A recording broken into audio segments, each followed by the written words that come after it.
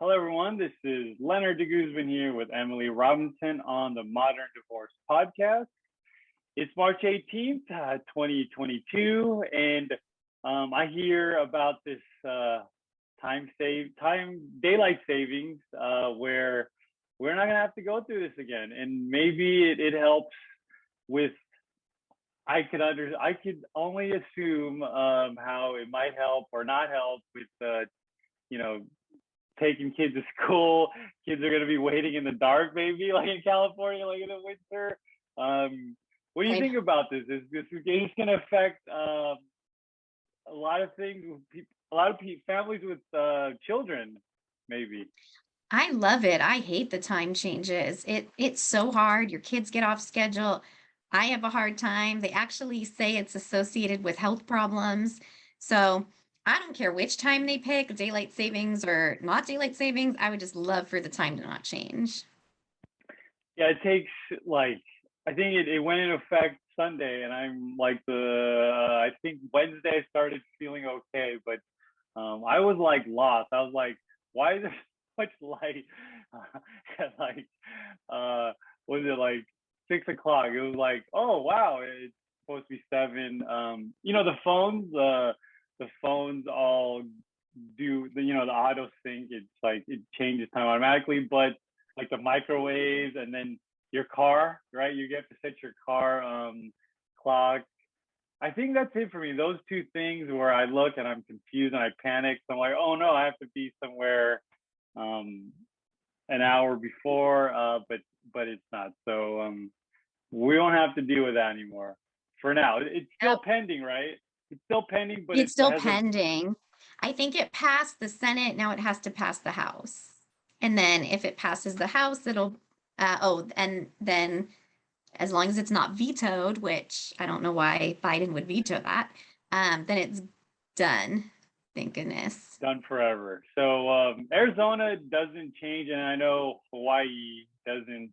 So we'll Right. see. To be continued. Maybe we have some cases from. It's America. There's always litigation involved in everything. Okay, True. so let's get into the part of the show where we go over, trends in divorce, things we see on Google. Sometimes we run into celebrity gossip here because they seem to always be getting divorced here in Los Angeles. We run into financial topics, maybe splitting assets. Child custody is always a popular one. So let's get to the first one here. So this one is okay. This is a financial one. So is MarketWatch.com. My husband said he's afraid I'll divorce him if he adds my name to the deed after 29 years of marriage. How do I convince him to put me on the deed to our home? So Mhm. this one is looks like from New York. So I've recently found out that New York is not a community property state. I had thought it was for 3 decades of our marriage. I am not on the deed of the house. I've been living in for the past 29 years. The house was purchased while I was engaged 6 months before I was married. My husband contributed the down payment of $60,000. At the time, it was decided to put only my husband's name on the deed due to the $85,000 student loan debt. I graduated from dental school 1 year prior to the home purchase. So my husband to be also convinced me that having the house in his name only would protect us from any malpractice lawsuits I may incur during my career.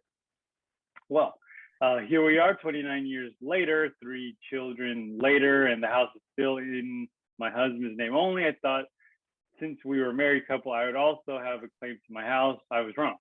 My husband had a stroke 5 years ago, and then I became fearful of losing my home. He recovered, but there's always a fear of recurrence. A lawyer told me that I would inherit the house in the event there was no will, but would have to go through probate to validate this at a cost of $20,000. My husband said he's afraid I will divorce him if he adds me to the deed. So tell me what you think about this. This is like super awkward moment in the marriage of 3 decades almost. I mean, this happens a lot for credit reasons and other reasons that only one person's name is on the property. Um, it's a little weird. The husband thinks that that could lead to a divorce, but um, the thing is, in California, it doesn't go by title. It goes by when the property was purchased. So if it was purchased during the marriage, even if it's only in one person's name, it doesn't necessarily mean that that person has all the rights to the property. Um, if he really won't do it and she's really concerned, then she has to have that serious talk that, like, look, we're going to have to get lawyers involved and negotiate some kind of post-marital agreement if you won't do this because it makes me really uncomfortable. So yeah, they may have to have that hard talk, but just because her name's not on it doesn't mean it's not community property. Yeah, that. I think that was a delayed conversation that should have happened at least like 1 decade into the marriage. But Yeah. okay, so let's. This is. I always find these hilarious. I mean, it's not hilarious, probably, to the queen of like these articles. So the queen is deeply upset that 3 out of 4 of her children got divorced. We won't go through it, but I think it's amusing. Okay. The zodiac sign most likely to divorce. Astrologer says. You want to go into this one? Are you into astrology? Sure. I think astrology is cool. Okay, let's just I'm a go. Scorpio. Okay, I think I'm a Taurus, but we'll see. Let's kind of see where this takes us. So according to bestlifeonline.com, so marriage takes work, and not everyone can handle the pressure. There are many reasons a couple decide to call it quits, from infidelity and arguing about money to simply falling out of love. No marriage is guaranteed. So among many factors at play, your zodiac sign. Yeah, the stars tell you a lot of the likelihood of your union surviving, and some signs just not meant to be with one person forever. Wow, okay, so Leos place an enormous amount of value on loyalty in what includes marriage, meaning they expect their partner to display the same level of commitment as they do. So 5 is Aries. So Aries is the biggest show off in the zodiac. They enjoy grand displays of affection and over the top romance. So even better, they're never boring. Aries look for a deep emotion and physical connection with a partner. Number 4 is Gemini, friendly and sociable. It's easy to see why this air sign has an effortless time meeting new people. As a chameleon of the zodiac, Geminis can make friends with anyone. So 3 is is this Pisces? Is that how you say this? Pisces. They're undoubtedly one of the most romantic signs of the zodiac. They understand that vulnerability and communication are key to successful partnership. Okay, so let's go to 2. Okay, this is Sagittarius, yeah. Sagittarius. Okay, there you go. I'm so unfamiliar with this stuff. My wife's into this stuff. So this is life's one big adventure, and Sagittarius, I'm butchering, is along for the ride. These bold fire signs have a natural flirtation and charm, making them very popular on the dating scene. So the number 1 is Aquarius.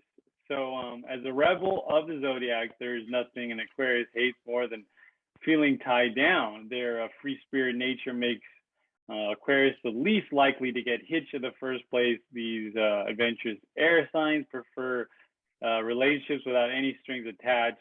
So traditional marriage and monogamy are the least suited for the Aquarius unconventional lifestyle. Instead, they prefer to live their lives with as few attachments as possible.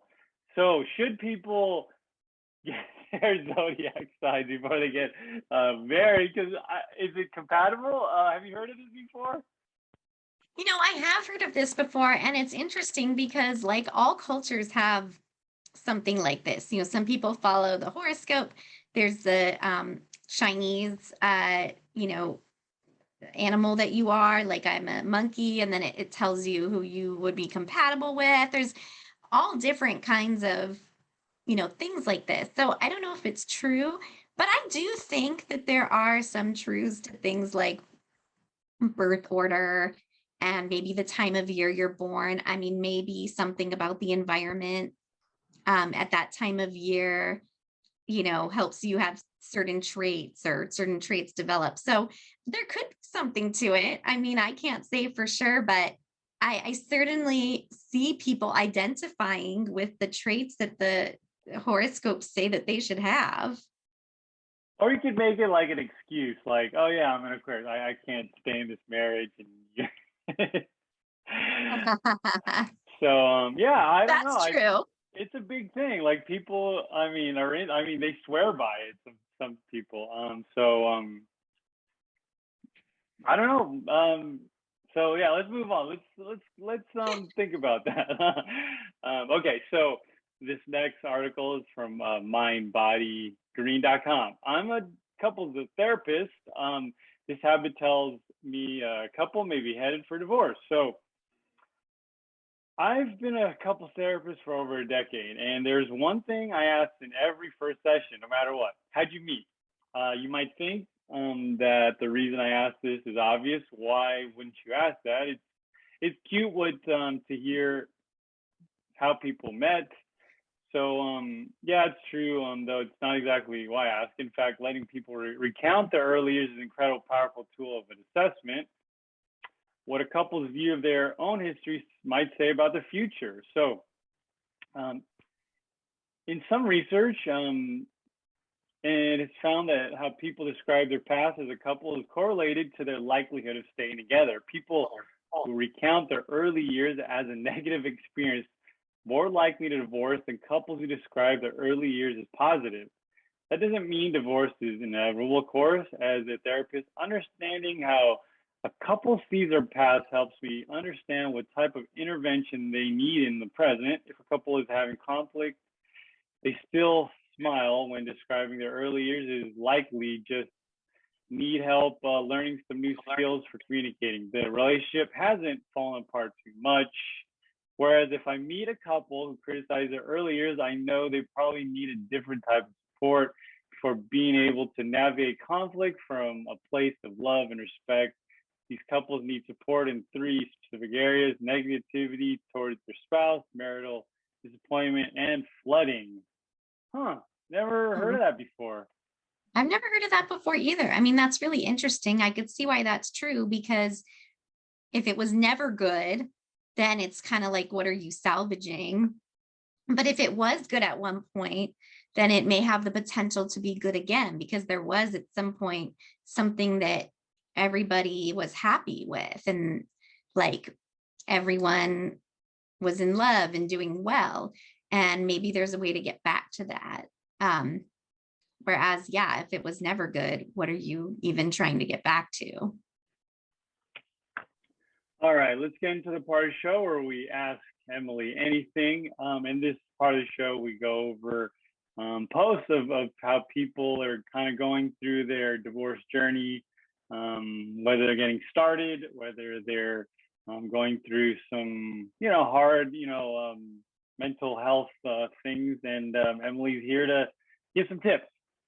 So the first post of the day, let's find, let's see. So this is a divorce custody, a kids custody one. So I just finished an extremely contentious divorce, and now I'm finally in a position to see my children again. And CPS was called.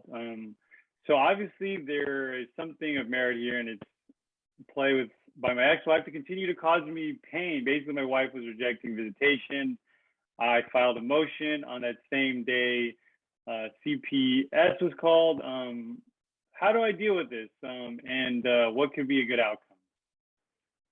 So that's really tough. So CPS is Child Protective Services, and they are, called when someone's alleging that there's been abuse or neglect. The best thing to do is just let them do their investigation. If nothing bad happens, they're just going to come over and close the case, and you don't have anything to worry about.